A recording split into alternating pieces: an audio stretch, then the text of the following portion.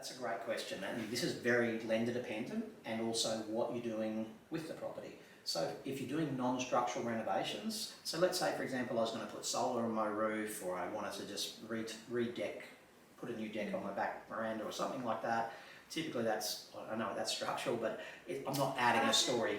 Yeah, doing your bathroom, your kitchen, all those kind of things, typically non-structural. You're not adding a story to the house, you're not changing the roof line basically. As a rule, lenders will be okay to physically give you the cash for you to manage that project yourself. As a rule, if it requires council approval, then often it may revert to what's called a construction loan, in which case the lender will control payments. Most people, from my experience, prefer to control the cycle themselves, but as I say, it's very lender dependent. Some lenders will say, hey, up to 40 grand, we're okay, just give us, if you like, a laundry list of what you're intending to do. Other lenders are like, well, once it goes above 40 grand, we want to control it, get quotes, and we'll physically pay the supplier and that kind of thing.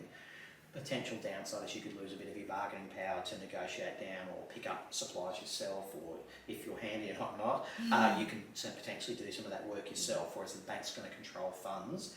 If you're a tiler, you might have to actually engage an external tiler to come in and complete the work. So it really is lender dependent and amount dependent and what you're doing dependent. But how would that work if you were an owner builder? Owner builders are really tough to do. It's probably one of the toughest loans that we come across. Thankfully, I haven't done too many, but it's very lender specific. Off the top of my head, there's about 3 lenders left in the market who are doing them. Lenders don't love owner builders, and the theory being, if I'm a builder and I'm going to not work on my normal customers, I'm going to work on my house, I'm not earning income, so therefore I'm potentially not having the ability to repay my debt.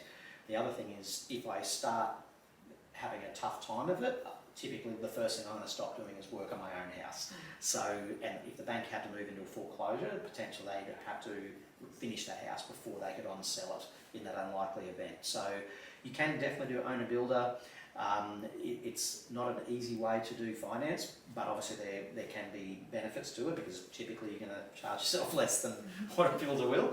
But it definitely would be get advice, and it's very much going to be what's called loan to valuation or LVR dependent, based on your circumstances.